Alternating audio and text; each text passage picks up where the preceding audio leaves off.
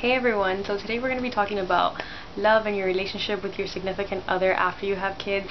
Because right after you have kids, it can be so hard to try to keep that spark alive because we have different responsibilities and different priorities, and it's still really difficult to try to keep that spark alive, but it's very important.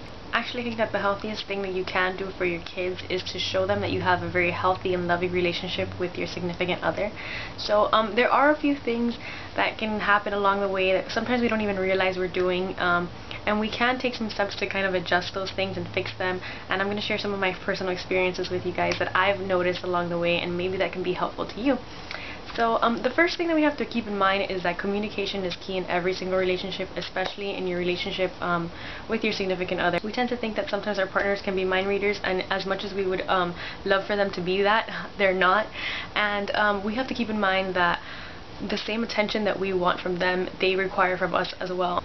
So it's very important to, always connect with your partner, ask them how they're feeling, if, how their day went, just little details. You'd be amazed at how little details could really make the difference. Not only with you, that your partner has to have with you, but that you should have with your partner as well. Something that we always have to make time for is like date night.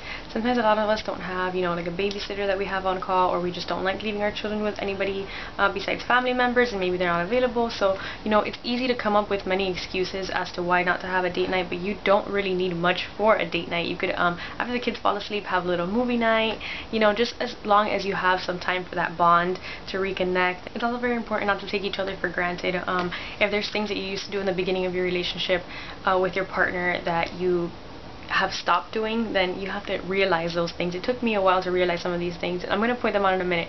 But yeah, keep in mind that, you can't take the other one for granted. It's so easy to get into a routine and forget to surprise your significant other and stuff like that.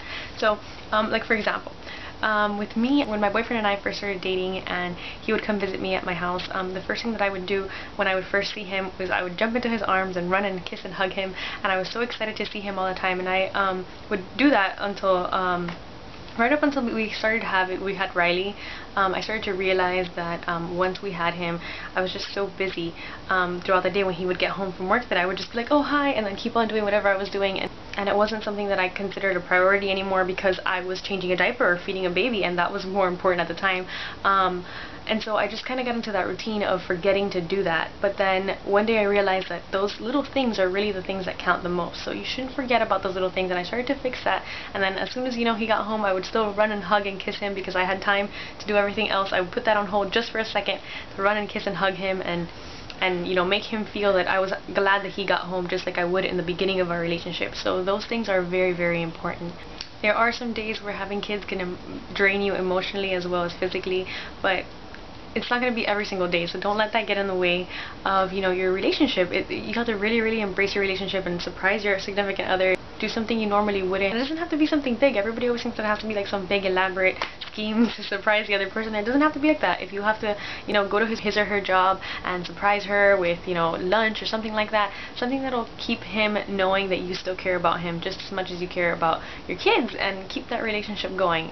I know that on some nights my boyfriend would tell me, oh, well, let's go out for dinner, let's do this, and my excuse was always, well, I'm too tired, I'm too this, I'm too that, and I always had an excuse for everything. And I realized that I needed to stop making excuses, and even though I was tired, once I would come back from dinner or the movie or wherever it is that we would go, I would feel like so much better, and it felt great, and it was nice to have that time together alone and, have conversations. I love talking about my kids. I could talk about my kids all day long, but when I'm with him, it was nice to just have that conversation for us. And there's also that excuse that you have too much to do, you don't have enough time.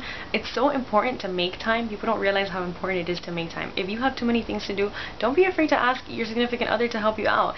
He or she has to help you out, and once you guys help each other out, you'll have time for each other. So it'll all work out great at the end of the day. So how is your relationship now with your partner now that you have kids? Do you think that it's different? Are there things that you used to do that you don't do anymore, or things that you think you can work on?